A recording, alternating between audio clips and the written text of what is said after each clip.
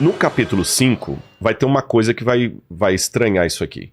Porque João vê na mão daquele que está no trono um livro. Aí se você escrever assim, livro selado com 7 selos. Aí a imagem que aparecer vai ser um rolo, sim. João vê na mão de Deus como se fosse um papiro. Sei. Com 7 lacres. O selo é um lacre. Cara, tem umas imagens boas disso, eu já pesquisei, dá uma olhada. Você já viu, né? Já com 7 selos. E aí eu vou explicar. Vamos ler rapidamente enquanto ele acha ali. Olha, veja bem. Capítulo 5. Vi na mão direita daquele que estava sentado no trono um livro em forma de rolo. Então o livro não era assim, ó. Era um pergaminho mesmo, né? Como se fosse enrolado, né? E fechado. Fechado, em forma de rolo. Ele estava enrolado. Eu ia pegar um papel desse aí mesmo, aqui, ó. Exatamente, rolado assim, olha. E ele fechado com 7 lacres aqui. Vi também um anjo forte que proclamava com grande voz: quem é digno de quebrar os selos e abrir o livro? Ora, nem no céu, nem sobre a terra, nem debaixo da terra, ninguém podia olhar para o livro, abrir o livro, nem mesmo olhar para ele. E eu chorava muito, aí olha. E eu chorava muito, porque ninguém foi achado digno de abrir o livro, nem mesmo de olhar para ele.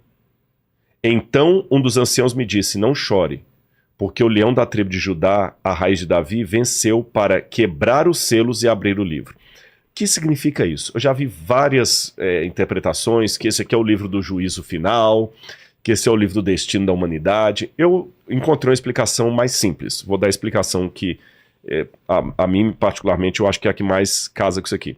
Eu sempre estou colocando eu vou dar a minha interpretação, porque eu não quero ser arrogante aqui. Claro. Acho que estou deixando bem claro para a galera de casa que é o Rodrigo Silva dando a interpretação dele. Pode ser outro que discorde, desde que discorde com educação e classe e elegância.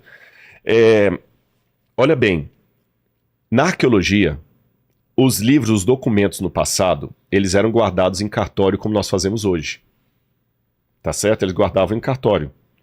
Então eles, por exemplo, eles pegavam certidão de casamento, certidão de nascimento, que havia também, algumas coisas, faziam um rolo como você fez ali e lacravam. Tá certo? Cartas, quando eram enviadas, também eram lacradas assim. Eu escrevi uma carta, me dá esse papelzinho, por favor. Escrevi uma carta aqui pro Vilela, né? A gente vê em filme, né? Prezado, Vilela, agora eu quero que... Colocava um pouco de cera e colocava o anel um anel, um tipo de um... um sinete, né? É um sinete mesmo, um selo mesmo. Eu quero ter certeza que é o Vilela que vai abrir, senão ninguém. Aí aqui nessa parte... Mais, aqui assim, pegou? Aí chega aqui, eu também tenho uma aberturazinha aqui, ó.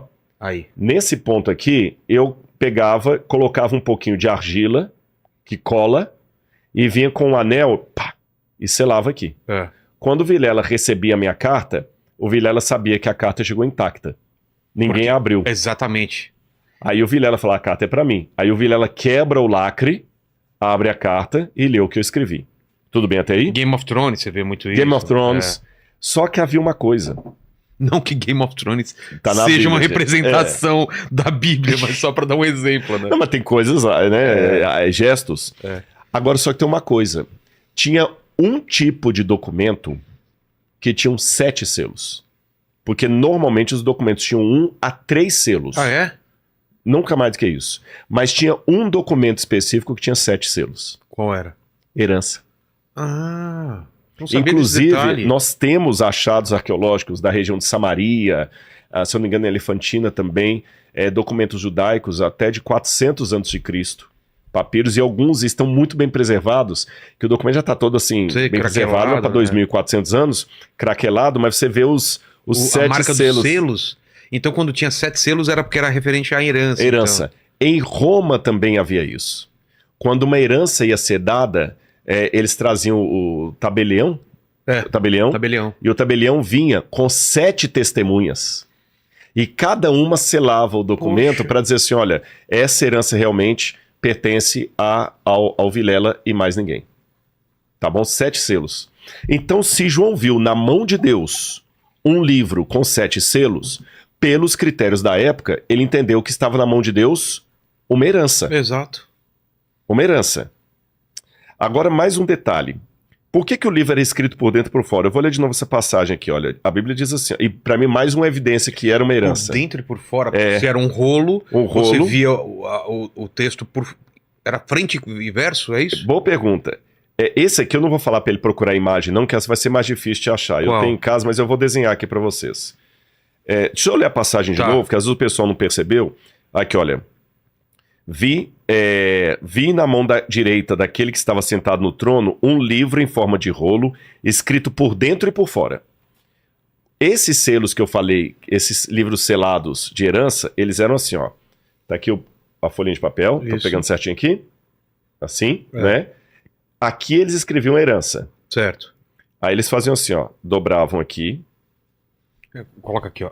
Dobravam aqui assim. Tá. E só até metade. Só até metade. Até metade. Aí aqui eles colocavam 7 lacres. Tá. 1, fechando. 2, 3, 4, 5, 6, 7 lacres. Certo. E o que escrevia aqui? Aqui... um resumo do que estava aqui dentro. Ah, para você ter uma ideia do conteúdo do... Por que isso? Vamos pensar em praticidade. Claro, tá numa estante cheio de Exatamente. Chegou agora o filho do Vilela, o Noah tá aí para pegar a herança dele. O cara pega o documento errado. É como chega a carta fechada para você e vem lá, você sabe que já é PTU, ou é multa, ou de quem vem. Antes de abrir. Infelizmente. Exatamente, infelizmente. Porque, imagina bem, se num cartório daquela época romana, o Noah chegou aí pra pegar a herança que o Vilela deixou pra... Aí o cara, por equívoco, ao invés de pegar a herança do Noah... Quebra o lacre de outro. Quebra o lacre de outro. Então, pra eu ter certeza que é do Noah mesmo, ele confere. É você mesmo. Então, aí tá escrito por fora, mas tá lacrado. Entendi. Mais uma prova que é documento de herança. E por que João chorava copiosamente ao ver o livro... da herança na mão de Deus?